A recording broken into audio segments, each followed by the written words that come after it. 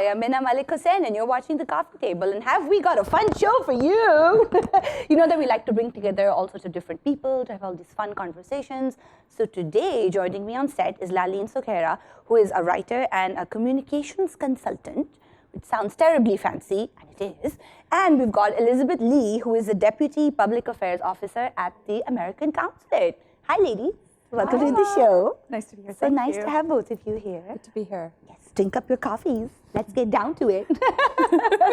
So Elizabeth, you've been in Pakistan for about 3 years now, and you spent 2 years in Islamabad, and then you spent a year in Lahore. Yeah. And you can speak some Urdu. थोड़ा थोड़ा उर्दू बोलती हूँ. Wow, we love it. It's so exciting for us, and I'm always like, at least I'm always delighted when we have like a foreigner speak Urdu, and you're like, like, wow, it's so nice. Well, I love it. It's such a beautiful language, but I have to tell you, it was so difficult to learn. It's very complicated. But it gives me real sympathy for anybody who's learning English, because as difficult as it was for me, it must be very challenging. And yet so many people here speak English, so it's wonderful. So I have real sympathy for any language learner.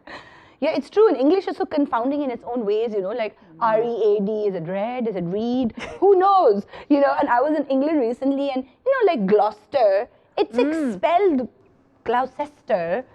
And that's right. How would you know? How would you know? Like, you don't know until you maybe hear it on the tube, and you're like, oh, okay, that's what it was. But it's interesting also, because I feel like, you know, because of our, you know, we're sort of post-colonial now, and we went to British schools, and a lot of us went to English medium schools. So our English is, you know, actually, I think, pretty fluent. And, you know, we've got Laaleen here, who wrote a whole book. So you must be very fluent, Laaleen. Well, I mean, yeah, definitely. I grew up bilingual. Yeah. Yeah, actually, English it comes to me a little more naturally than Urdu, I have to admit. But that's also because you didn't live here as well. You were also sort of back and forth. Yeah, I spent some of my formative years in the United States. Yeah. It's interesting being bilingual. I think that, but how do you feel like as a writer, and for all of you, I'm sure that you guys know that Laaleen is the person who curated the stories for and wrote one of the stories for Afghanistan, which is this fabulous book about, you tell me, I want to sort of like, but I know what it's about, but you tell me what it's about. Yes, you do. Yeah, it's a collection of stories. It's contemporary fiction and it's commercial fiction, and that's what excites me, because I've always wanted to be part of global pop culture and put us on the map in that way. Because you know what, we can laugh over here. We have a pretty good sense of humor, and there's a lot of elements in our stories which people found universal in different countries, such as relationships and social hypocrisy, and you know, and we have I think humor really joins cultures and communities together. It really does. It really does. And when you say commercial fiction, what does that mean? Like, how is that? What's the difference? It's like when you have a few dollars or a few pounds in your pocket, and you're at the airport, and you want to pick up a read for the beach. Yeah. That's commercial or for the fiction. Plane. So take this on your next holiday. Afghanistan, it's fun. It's next on my reading list. Yeah, so. you haven't read it here. Not yet. I give it to you as a present from us. But sadly, I don't know if you'll be able to buy it here, because a lot of the books that have been published across the border have now been stopped. Yes, this is quite problematic, actually, because, and you know, this sort of goes back to this idea of, you know, when we talk about Pakistan, and we have people, you know, like you coming in, and I don't mean like you, but I mean like people who, it's tricky, isn't it? Like, how did you feel? Like, you know, when somebody hears about coming to Pakistan, obviously there's a sense that, oh, okay, is it safe? You know, what can I expect? And, you know, people like who live here and who are writing about our lives here, I think it's been surprising for people to read something like Afghanistan, because, you know, people in there are, you know, in relationships, are going to parties, they're breaking up, they're divorcing, they have kids. It's super normal. Yeah. And, you know, I think people forget a lot of times that something that's common is that we all like to laugh, and we're all just human at our very essence, that there are things that transcend borders and language and culture that just bring us all together. And I think one of those things is that we all love a really good story, right? Absolutely. And I think in Pakistan, you've got these grand traditions of storytelling, and in the United States, we actually have storytelling contests, and there's like the American fiction competitions and short story competitions that we see all the time, and there's no single way of telling a really good story, and a good story is what brings us together, and that is something that maybe you can't see the same stories everywhere, where they're told differently, but the best books carry universal themes about humanity and who we are and where we want to go together as people. Yeah, and I think that's where the arts becomes so important, because, and by the arts, of course, one is talking about film and literature and theater and music, and I think that's where the arts, especially for us, becomes so important, because this is how we are communicating with the world outside, and this is how we are, we talk about a soft image of Pakistan, and I don't know what that is. What does that even mean, a soft image? I wish I knew. I mean, I've been consulting on branding for years now, and this term "soft image," it's just particularly irksome to me, because it just sounds ridiculous. And I know, it sounds like you got marshmallow or a pillow. That's like, look, I'm soft. What is soft? I'm approachable. We're not terrorists. I'm nice. I mean, that's basically what's saying. We're not terrorists. We're real people. But you don't have to say this is a soft image. Just do it. Prove it. Better representation. There's all kinds. And as you said in the arts, support the arts. The arts are a creative expression, but they're also businesses for a lot of people. They're a livelihood for a lot of people. And if you don't support them, people turn to, especially in darker times, people turn to all kinds of other things. Because then I feel like it's the arts is what anchors us to our humanity. And I know that it sounds kind of airy-fairy to say so, but it's really true, because like you're right, Elizabeth, that storytelling is what connects everybody. And in such diverse cultures such as ours, where we have this wonderful myriad of different languages and different life experiences, the arts and literature and stories is where it all sort of really comes together. And books are such a big part of that. Well, I think you were talking about language earlier, and I found that a key part of sharing your culture and how we tell stories is related to language. So you wrote this book in English, so you use different words when you're speaking in English to express different ideas and different meanings. Punjabi, you have a very different way of expressing things. Sindhi, different way of saying the same idea. And I love the idea that you don't, if you were to have this book interpreted or translated, you would have to have it interpreted so that it could reach more people and hit on those same themes. And something might be changed in that translation. May I just jump in here? Please. So we have a lot of slang in here, which is not in English. It's in Urdu. And there's maybe a bit of Punjabi sprinkled in. Love it. And our publisher, Faiza, she said, you know what? Get rid of your glossary. You don't need it. Oh, yeah. I was just about to be like, is there a glossary? I said, no, we need it. People aren't going to understand, whether it's expats or whether it's, people from other cultures. She's like, no. Do people do that with French and Italian or Spanish? No, they don't. They can just Google it. So that's what's been happening. People are Googling our hilarious phrases. Like, what does this mean? Like, oh, look, see, there's gharara, shalwar kameez, seekh kebab, chicken botis, biryani, paneer. I want lunch now. Now it's time to go eat. I know. It's like, Log kya kahenge, for example, is a big one. I mean, there's, you know what that is. What will people say? Which one is this? You're pretty good, I think. Log kya kahenge? Like, what will people think? Yeah. What will people That's a big one. That is a good one. Yeah, no, Americans are much freer in that respect. No one's thinking about what will people think. It's a big refrain. And I think everybody thinks that. Another universal trope. What will people say? But I love it because you pick up the spice of, this is how Pakistanis talk. You speak English. If you speak mostly Urdu, you still pepper your language with English expressions. Yeah. But if you speak mostly English, you still mix in the Urdu in there. And it's just, it adds a rhythm and a flow that is unique. I've never found it anywhere else in the world. And it's beautiful. It's like music, and I love it. So. Oh, that's so nice. That's so nice. But now that you also speak a little bit of it, sort of, I'm sure you sort of you're getting the hang of it. What was the first thing you learned? Oh, goodness. Okay, so because I'd spent 2 years in Islamabad before I went and learned Urdu, so I knew a little bit. But my favorite expression was merbani. And I just love that expression because it's kind of, it's very polite, but the way that the woman who used to say it, she would breathe the word. And so I never forgot that. It's quite plosive, the her sound.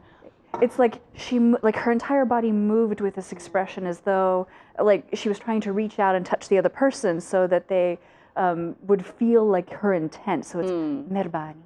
You know, and so it was like, if you please, and it's so wonderfully multi-purpose. And it's not the same as you're welcome. No, because there's a sense with Mehrbani that there's a sense of sort of somebody else has done you a favor, and you're sort of acknowledging that. That's so lovely. Yeah, you're a poet, and you don't even know it. I love language. So. Yeah, we can tell. We can tell. On this note, we're just going to take a very quick break and come back. See you soon.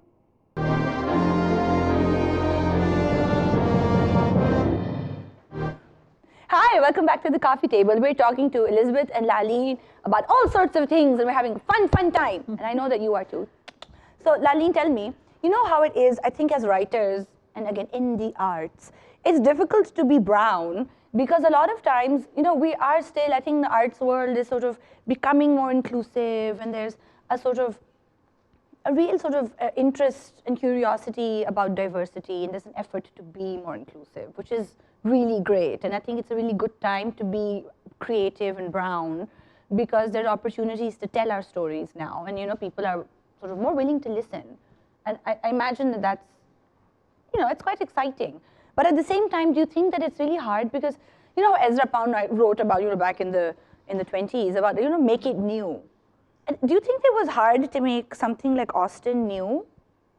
You know, so when we were writing the stories, we're part of a small literary society called the Jane Austen Society of Pakistan. We're pretty kooky. You have been part of it. I am in it. We have worn kooky clothes together, cosplay. We wear Regency dresses, and then we have tea parties. Sounds amazing. And then everybody just talks about the books, and it's wonderful. Super nerdy. And we do a bit of role play. Super fun. It's fun. We're just being ourselves. I do need to know now, though, favorite Austen novel? Pride and Prejudice, but also Persuasion, but also Northanger Abbey.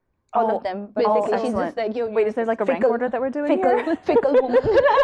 Well, the reason we chose Austen was because we found her relatable and just brilliant and lovely, and it was just something we wanted to do out of fun. At that time, I hadn't thought of agents and publishers or anything, but because I have a big mouth, I never keep a secret. I'm very open about everything. I must have written it on social media, and there were some photos of our tea party, one of our first one that went viral. Yeah, and people were super interested in that, and I thought it interesting. Huh? What's going on? Why? What's the big deal? Yeah. And I don't know. They just got really excited. They're like, "Oh wow, they're not in burqas." And I said, "Yeah." Look, so many of us aren't in burqas, you know. So and it was just tea, women having tea and talking about books. I mean, it doesn't get more kosher than that. Yeah. But so then so word got out. I must have mentioned it, and because I had a call for submissions with people I knew of and knew for mostly first-time writers, and we got a collection of stories together. And this manuscript wasn't even ready, and I started getting offers from publishers and agents, and I was like, "This is crazy! What is going on? Are we actually being taken seriously?" Yeah. So what started as a passion project actually became something real within one summer. Summer? Yeah, so this was first published a year and a half ago, and that one is the second edition. Oh, they're already into second editions. Yeah, nice. Wow, done. That's great. So tell me about the cover, which is great. I'm going to show you the cover. So the cover was, so even for the cover, we had several artists submit things that, cover ideas. Artists from all over, and Pakistani origins. But I try to encourage people, like I try to encourage young talent. And the person who was selected, the cover that was selected, I was really happy with it. I mean, it was a publisher's choice, but I was able to put in a lot of input, thank God. That's so lucky, you know, because a lot of times, like, if it had ended up with the cover with like, mangoes or bougainvilleas, or like, hennaed hands. Henna, paisleys, I just can't do it. And I was like, no, it has to be something that's actually reflecting our reality and not trying to, no offense, but not trying to appease like, the Western Hemisphere. We're not trying to exoticize ourselves. We're actually de-exoticizing ourselves, if you think about it. So the illustration on the cover is by Iman Khan in Karachi. Wow, I love that. I love that it's a female illustrator from Pakistan. And she was, selected entirely. It was an entirely based on her illustration. Yeah. And so she's wearing a cold shoulder top, which was in fashion a year ago. And she's thank God fashion. Is so I still wear them. Just a little. But it was like newer. If you have really nice arms. I'm just like, it's very flattering. It was. And she's carrying a teacup. Yes, of And course. she's As you got must some, for she's got Jane some Austen. lowlights and highlights in her hair. Yeah, And she's wearing aviators, the reflecting kind. And what you has she can got see- in the aviators? Well, she's got Old Lahore, so that you can see that, hey, this is actually in Pakistan. So you've got, I mean, I live in defense, so it's not like I wake up and I see the Badshai Mosque from my window. No, you're in very but new Lahore, that's true. yeah, but we're new Lahore. That's Old Lahore, but it's still our Lahore, right? Yes, of course it counts. So there's Badshai Mosque, and what's the other one? And the museum. Of course, that's the museum. And of course, the museum is a Victorian era, so it plays in with our... Austen. It Fits fits. perfectly. Of course it does. And you know, a lot of us read Austen in school, but do you guys read Austen in school?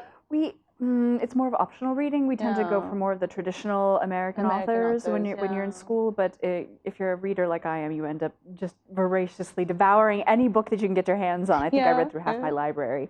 But yeah, I grew up reading Austen. I grew up reading Bronte and all the Brontes. And what's your favorite one? My favorite Austen novel? Yes. Or your favorite Bronte? Oh goodness. We'll I don't accept know. either. The Brontes hated Austen. Ooh, did they? Really did. Well, I mean, Because they thought that she was also writing popular fiction. Well, they were all about passion, weren't they? yeah. And feelings. So it's quite a departure from Austen, sort of. Well, and that whole range of fiction that was happening through that time was just fantastic. I mean, and I love that there were all of these women authors and that there were enough of them that could compete with each other a little bit, and that people were reading them, and it didn't matter that they were women telling stories. It was a really good story, and people wanted to read it. Yeah. So And I think some of the American Brontes writers too. There's some. I love Edith Wharton, and I love. I mean, Little Women as well. You know. One of my favorite Louisa gifts May of all Alcott. time was my sister, when I was about 8, gave me a 100-year-old or something like that copy of all of the Little Women books. So Little Women, Little Men. Yeah, Joe's Boys. Joe's Boys. And then some other Good ones. Wives. Good Little Women. Wives. Yeah. Yes. Oh. That's like a... I know that title. The segue is a bit... I was really young when I saw. like, ooh. I know when I saw the title, I was really young, and I was like, "What is this title?"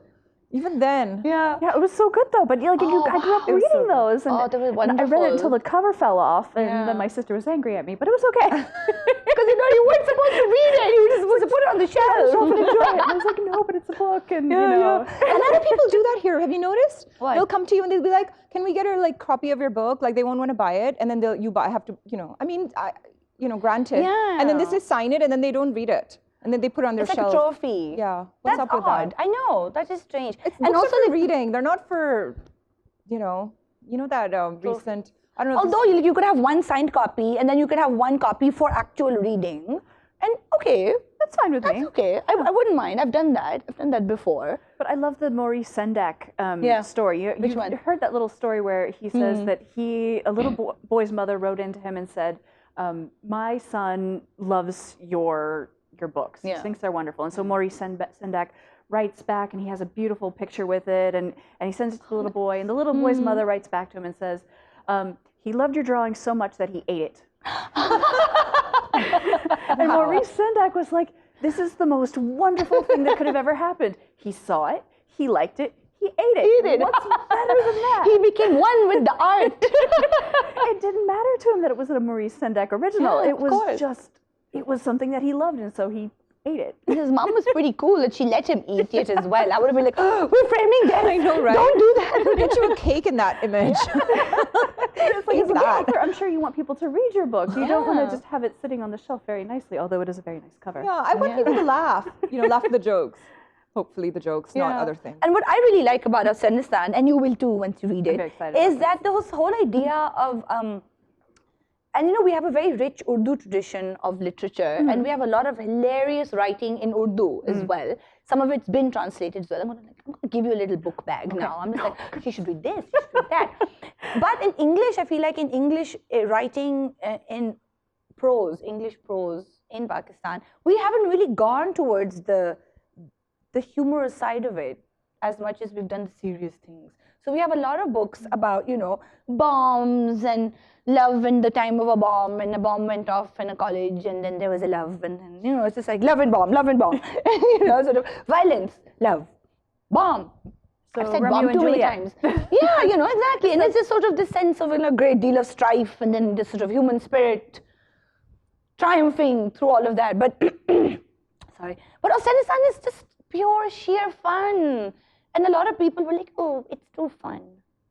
But why shouldn't it be fun? I mean, we do have some underlying layers. Yes. You know, and some of the stories also tell you about what happens afterwards, or the other characters, for example. They're departures on, you know, they're not direct interpretations of Austen. They're just impressions that we have and we've reinterpreted. So they're snapshots and they're short stories. So a lot of the criticism we got was they ended too fast. I said, because it's an anthology. And it's a short story. It's a short story. It's a tasting. It's an appetizer. But that's also really nice because that means that people were really invested in the characters and they wanted to see more. Yeah, and they asked, like, who is that supposed to be and who is this supposed to be? We're like, you know, it's fiction. So it is and it isn't. Yeah, but people do remind you of people you meet here, and like Austen characters. When you read an Austen novel, you can just go out and anywhere in Pakistan, and you will meet a lot of people, like Lady Catherine de Bourgh and Mr. Collins in particular. Yeah. I always say that there are very few Darcys, but there are a great many Mr. Collinses. Sad but true. Well, for one thing, we have a lot of Miss Bingleys. We have a lot. I mean, if we just want to look at Pride and Prejudice, and a lot of us identify with Lizzie Bennet on some level. Yes. Everyone wants to be Lizzie. Everyone wants to be Lizzie. She ended up with her happily ever after. So she did, and then she also didn't settle. On her own terms. Yes, exactly. And the sort of, you know, the rich guy showed her attitude, and she was like, "Bye." Yeah. And you know, interestingly, I'm not putting up with that. Interestingly, she didn't even have a mother-in-law. Isn't that strange? That's true. Yeah. Darcy is sort of quite lone rangery that way, except for that just sister. Just a sister, and that's it. Just an aunt who, you know, disliked her, of course, intensely. But you know, so for many people, that's an ideal sort of situation. It is. So you have no in-laws. You have no in-laws. There's no mother-in-law. It's a little easier to deal with on that one. So Elizabeth, you're in a line of work where you travel a lot, but you're also an avid reader. So like, is your suitcase full of books now? So, okay, so the Kindle was revolutionary for me. So all those reading apps online, amazing, because otherwise all of my luggage would just be full of books all the time. Because number one, I can't get rid of a book. I just can't. It breaks my heart unless I just get angry at a book. Have you ever done that where you're like, I am so angry at you. You didn't do what I wanted you to do, and then you have to give it away to somebody. Like, never throw it away. I was very upset with Gone with the Wind. Oh. I was just like, I knew this was going to happen, but I'm still upset that it happened. Like, how dare you go to the logical conclusion that I thought you were going to do? Exactly. And I was like, I sulked for 10 days. I was just like, I don't wish to speak to anybody because of what Red Butler did, you know. And my mother was very sympathetic because she agreed with me. Now she was just like, it's fine. You take some time. I was just like, and it's worse when when you're involved with characters and you're involved with the story and you're sitting there and you're like, I love it, I love it, I love it, and then you're like, how could you do this to me? It's like you're betrayed by, how dare you betray me like this? And then your teardrops fall in the page. And then, and then of course you have to reread the whole thing in hopes that it will suddenly magically change at the end. But I grew up in a reading family. My mother read just a ton, my sisters read a ton, so there were always just hundreds of books in my house. And my mother loved to shop, and I hated to shop when I was a kid, and still not great at it. Yeah. But I would carry a purse with me to the store, and cute purse. I was a cute little kid, and I would have this purse based on the size of whether or not it could carry my books with me. Of course, I think that was like the gold standard for any kind of handbag. Is that can at least one book fit in here and a snack? I think. I liked going to birthday parties, but I took books with me sometimes. Me too. And weddings sometimes. Oh, yeah. I went to a New Year's party with one once. Oh, do it. Yes. I did it. And I was wow, reading that's a first. I know, because I was I took it when I was a kid. You do it now? I love it. Yes. Oh my God. As an adult. You know, because I knew that after a certain point, I'd run out of small talk. And I was just like, well, what will I do? So then I was reading, oh my God, what was I reading? I was reading Persepolis, the graphic novel, which is a super serious book about the, Iran Revolution, in the 70s. So New Year's Eve, huh? I was, and then I was like in the corner, and it was super cold, and I was in my big sweater. I wasn't even fashionably dressed. That's like 10, 9, 8. Exactly. Like, just turning the page. People would be like sort of walking past and do a double take and be like, "Are you reading?" Yes. I'm like, I am indeed. And I was trying to make a point, but it just kind of happened. And people are like, "Shall we talk to you?" And I'm like, No, it's a very crucial point in the book right now. I have a clutch designed like a book. That works too. There should be some mechanism you could like maybe slot your Kindle inside and be like, That would be really useful.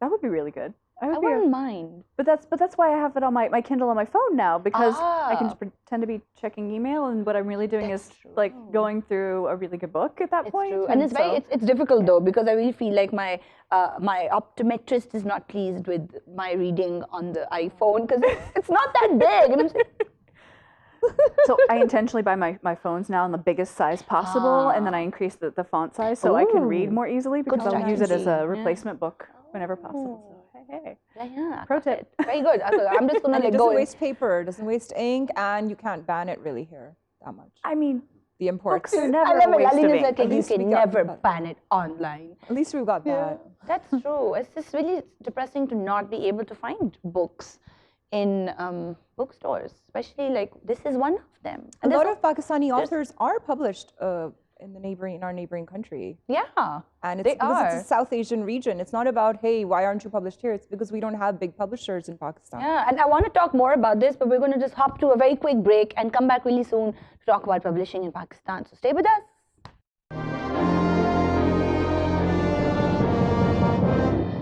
Hi, welcome back to the coffee table. We're talking about books and publishing, and super fun, really fun. As you can tell, I'm really excited about this.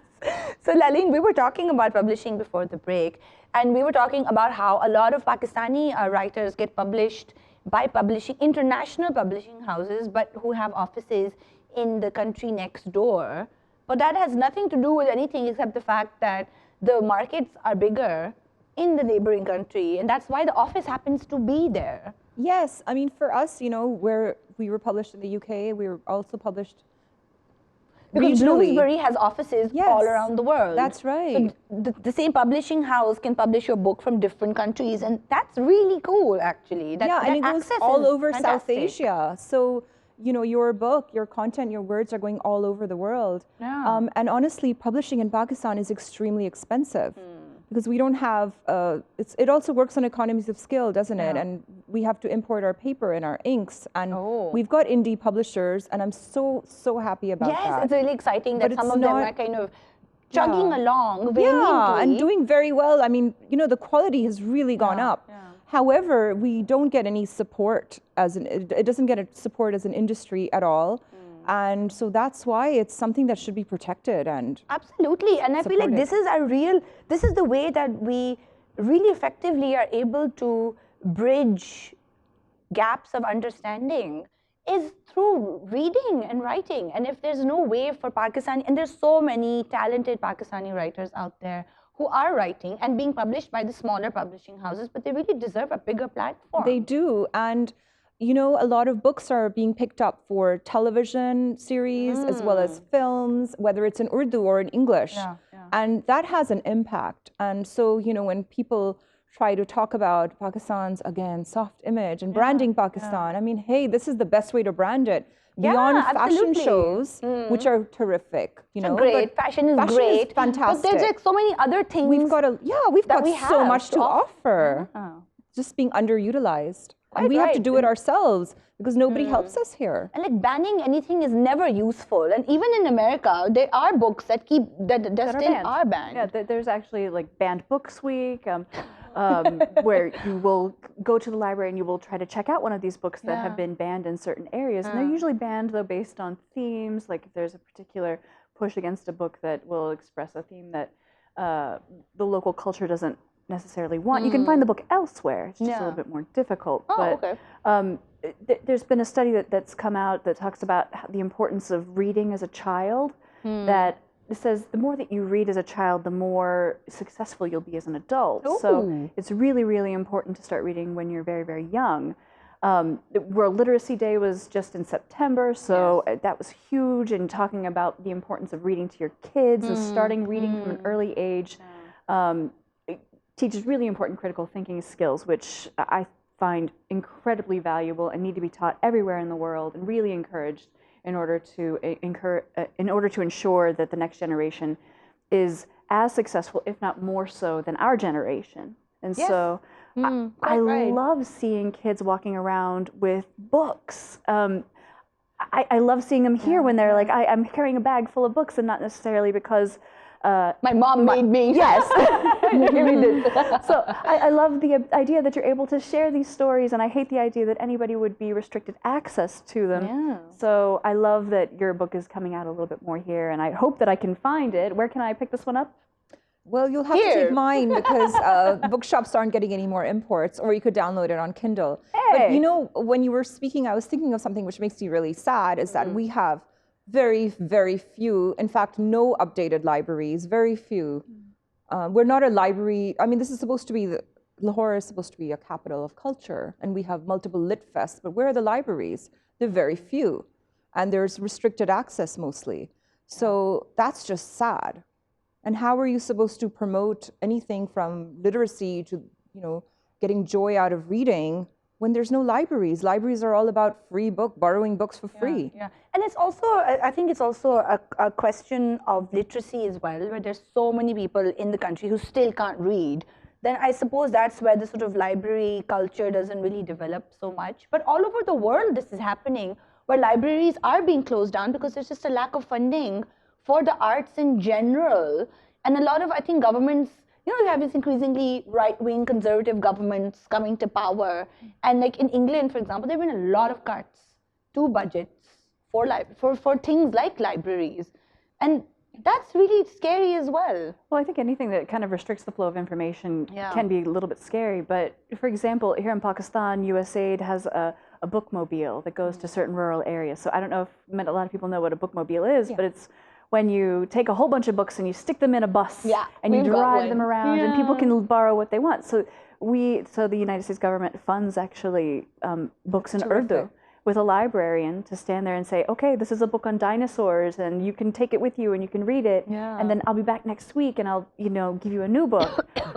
We have these things called Lincoln Corners that are all throughout Pakistan, including there's one here in Lahore where students and members of the public can go and they can like take a look at the books there, and there's other resources through computers and things like that. Oh, how fun. In the US, the whole issue with the libraries kind of starting to face some challenges is it's real there too. So libraries are starting to adapt by saying, okay, you know, we also offer classes for adults to learn how to read. So say you didn't learn to read as a child, or here's storytelling sessions for your kids. There's so many exciting things as well. They're out there. Because again, I think everybody has to sort of adapt with the times, because we are living in an age now of internet, and when you've got the internet, you know, would you rather watch a YouTube video? Would you read a we've book? got flash fiction too as a result, which is like, what, under 1,500 words? You know, when you don't have time and you have limited attention span, because we're competing with every single social media platform. You scroll.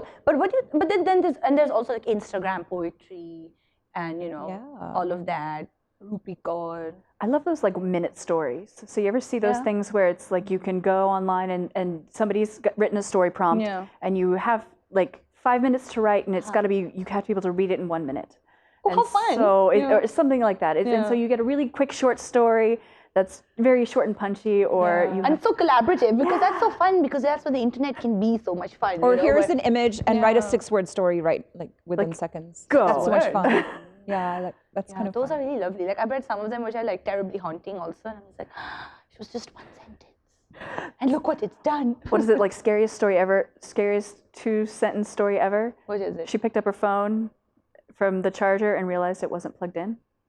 For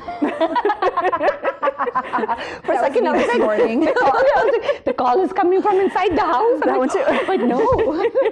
Words.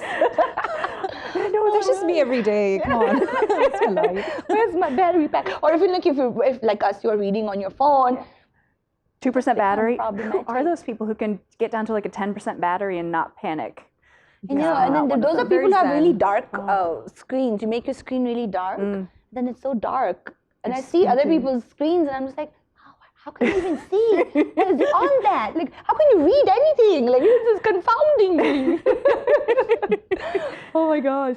So Elizabeth, I believe that you are off soon to Washington, D.C. colder climes. I was going to be like, warmer, colder, We get a little bit of everything there. Yeah, we get a little bit of everything. So how has it been? Oh, I love Pakistan. I love it. I would love to come back here. I really love Lahore. Lahore Lore. It's one of my favorite sayings. So, but Pakistan's been wonderful. can't wait to go home and tell all my friends about it. I've been telling them about it online a little bit with the pictures and everything from the area. But it's an extraordinary place with extraordinary people. There are challenges, of course. I have yet to be in any country in the world where there are not challenges, though. So it's how we address them together and we work together towards solving them that kind of makes a difference. But I'm looking forward to going home and seeing my family. And I can imagine it's so far away also.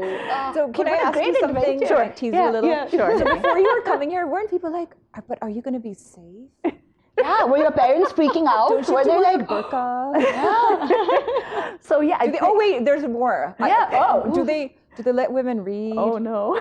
Yeah, I've gotten those. yeah, when you went to college, I bet people asked. No, you that. not college. Really? I was in DC actually during 2 weeks before the elections. Right. And I was a panelist. Okay. And so people were like, oh my goodness, she's not in a burqa. And then they said that, I was asked some interesting questions and I was glad I was being asked so I could answer. Because, exactly. So then you could at least sort of dispel some of those Exactly, notions and absolutely. be like, it's fine. But there were people who had come from all over, like the Midwest and small towns as well. It wasn't just people from DC. Yeah. So they were asking like, but are women allowed to read over there in your country? I said, hell yeah, we write too. Yeah, they're like, I love it. So yeah, we read and we write. I did it. Where is this coming from? But yeah, but at least they knew where it was, right? So before 9/11, no one knew who we were. well, So now we know, but not the best the way worst, to be known, but okay. the worst possible way. Kind of the We're well flip known. side of that, though, is so I'm from West Virginia. Right. Not to be confused with Virginia, it's a different state. So if you know the song Country Roads, you know where I'm from. Okay. And so as somebody who's from West Virginia, which is historically fairly impoverished, fairly rural, not a whole lot of advantages. People have asked me before, well, do you go to the bathroom in an outhouse or do you have indoor plumbing? Oh my Oh, I'm so relieved. you have all of your Yeah, teeth? but I'm also kind of like, oh wow, people, it's not just us. So it's not just you. There's all these misperceptions okay. everywhere. Like I've been asked, do I wow. have all of my teeth? What? Are any of my family members like directly related by both marriage and by birth? Yeah, like So- cousin. Like Pakistan. Like, like Pakistan, first cousin cousins, marriage, marriage, that sort of a thing. So misperceptions are a thing everywhere in the world. I get them here. I get them being from where I'm from. What have you gotten so- here? Like silly questions. Oh, about the U.S.? Yeah, like, people who haven't maybe traveled much, perhaps. Actually, it's more of a serious concern for. We send a lot of students on exchanges to the United States, and I love sending them there because they go and they learn things and they come back and they're so excited and really just ready to share all sorts of new things, and they're really reinvested in the things they're doing, and they get really excited about all the wonderful things they can do for Pakistan. But a lot of times, and as somebody who studied abroad myself when I was back in the day, I won't tell you how long ago. Just recently. Just a few years. A few summers. Just a few, many years ago. The concern is often from the parents, is my child going to be safe? Yes. Because a lot of people will see see the crime that's on TV and see the dramas on television that kind of highlight some of the challenges that we have in the United States as well. And so it becomes a conversation. Well, hundreds, if not thousands, of Pakistanis and other people from all over the world travel to the United States every year without incident, without problem. And the people who come back from these programs, I don't even bother to say anything. I just point to them and say, how was your experience? Yeah. And they'll sit there and they'll talk about how they have meals at people's houses and how, if they got lost, somebody took them to where they needed to go. And the different expressions of the same kind of friendliness that I've experienced here, but that sometimes it gets lost in the static. Quite right, and lost in the kind of, the newsreels in the middle, because there are people on both sides. Yeah, and you never know what a place is really like until you live there for a little while. Or even, and if you can't live there, and I think that's why we sort of loop back to the books and the writing and the art and that kind of cultural exchange is what really sort of keeps reminding us that there are still people on both sides of those news stories, and it's really just about connection. So on that note, thank you so much for being on the show. Thank you for having me. This was wonderful. That was Such fun. a pleasure. I'm sure all of you guys have had a fabulous time watching this show. If you are watching this on YouTube, don't forget to like and subscribe, and we will see you next time on the coffee table. Bye now.